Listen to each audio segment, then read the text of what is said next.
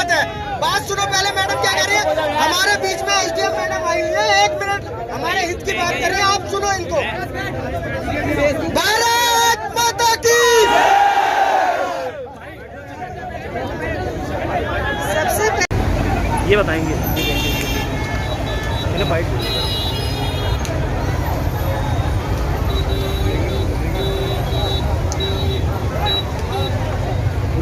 Time लगा दिया आने में, वरना जो है पीछे सामान घंटे बात करता है क्योंकि ये नए वाले आएंगे तो अच्छा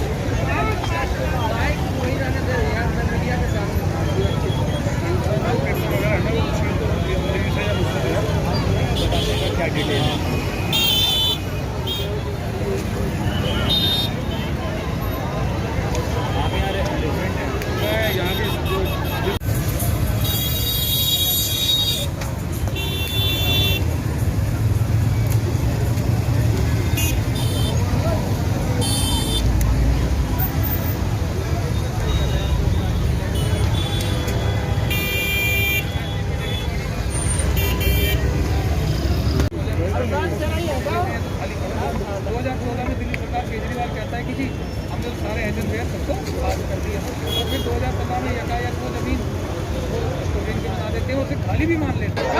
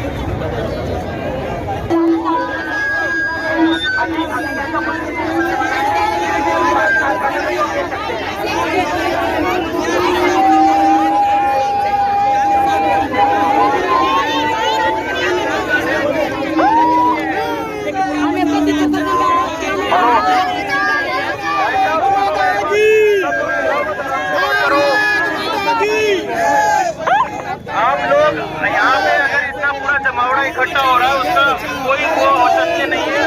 अलग अलग लोग अलग अलग बातें कर रहे हैं। आप में से कोई भी 4 आदमी आ जाए तो आप लोगों की आवाज करता हूँ। 4 आदमी आ जाओ, 5 आ जाओ, 6 आ जाओ, 10 आ जाओ।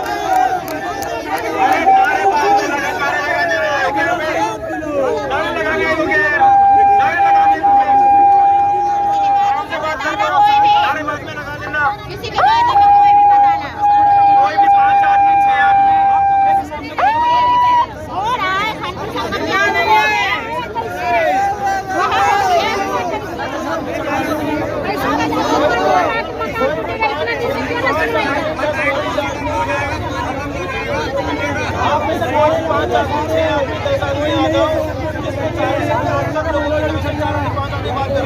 और अगर आप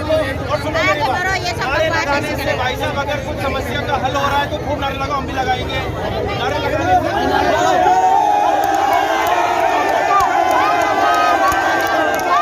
कह रहे थे, इसके पहले कोई नोटिस नहीं था, कोई बैनर नहीं था, कोई कहने वाला नहीं था कि इस पे केस चल रहा है।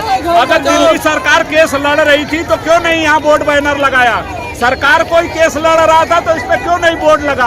हम गरीब आदमी आकर के जमीन खरीद के रहे, उनका फर्ज में नाम कैसे बोल रहा था किसानों का? जब दिल्ली सरकार केस लड़ रही थी तो केस लड़ रही थी तो हम मकान बना रहे थे तो पुलिस वालों ने हमें मना क्यों नहीं किया? जब हम कागज कराने गए तो कोर्ट में नोटिस इस खसरे का क्यों नहीं लगा? ये सरकार मिली जुली है, ये जज मिले हुए हैं, ये पुलिस वाले मिले हुए हैं और फिर मिल करके इन गरीबों के साथ जुल्म हो रहा है। ये नहीं चलेगा। तुम्हारे घर में भी माँ बेटी है, तुम्हारे घर में भी बाप बहन है। अगर बेघर हम हुए तो सरकार भी नहीं रहेगी। अगर हम बेघर हुए तो हम यहाँ मरेंगे, यही अपने आप को आग लगाएंगे। हम ये सरकार को भी नहीं छोड़ने वाले। अगर केस चल रहा था तो बोर्ड क्यों नहीं लगा यहाँ इस कॉलोनी पे? सीवर कैसे डाला? पानी की लाइन क्यों आई? बिजली के खंभे क्यों लगे? अगर ऐसा काम था तो अगर 70 साल से लड़ रहा था तो सड़क कैसे बन गई? इसका मतलब पब्लिक चूतिया है। तुम जब चाहो नोटिस लगा के एक दिन में कह दो खाली है। अरे वो जज कैसे कह रहा है एक दिन में खाली कर दो? इसका मतलब जज भी बिकाऊ हो रहे हैं हमारे देश का। एक दिन में कहीं नोटिस लगता है, आज नोटिस लगा कल खाली करो, मीटर काटो, ऐसे कहाँ हुआ है? ये सब पैसे का खेल हो रहा है। मिले हुए हैं बड़े बड़े नेता लोग मिल करके हमारी कॉलोनी के साथ जुल्म हो रहा है, लेकिन ये होगा नहीं। याद रखें, मौत उनको भी आनी है, एक दिन वो भी दुनिया से जाएंगे, पैसा यही रहेगा। याद रखना मेरी बात, मेरे देश के नेता, जज, जो भी लोग इसमें हैं अभी जो ये तोड़वाने के चक्कर में घूम रहे हैं, एक दिन उनको भी मौत आएगी और रुपया काम नहीं आएगा। बात करें, सांसद भी आए थे, सांसद ने सांत्वना दी थी, विधायक भी एरिया में आए थे, उनका क्या कहना था इस मामले में? जब विधायक दिल्ली सरकार केस लड़ रही थी तब दिल्ली सरकार ने बोर्ड क्यों नहीं लगाया जमीन पे? अब एमएलए कह रहा है हम तुम्हारे साथ हैं। कैसे हो? टूटने के बाद हो।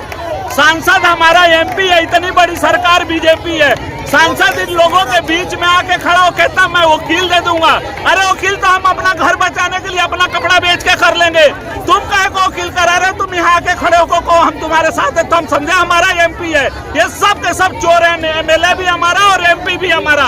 पब्लिक को मरने के लिए छोड़ दिया, वोट लेने के लिए तो कहते वो हम हैं, वोट लेने के लिए तो जाति बात है। अब हम मर रहे तो हमारे लिए कोई नहीं है। हमने पैसा दे के जमीन लिया है, कब्जा नहीं किया है।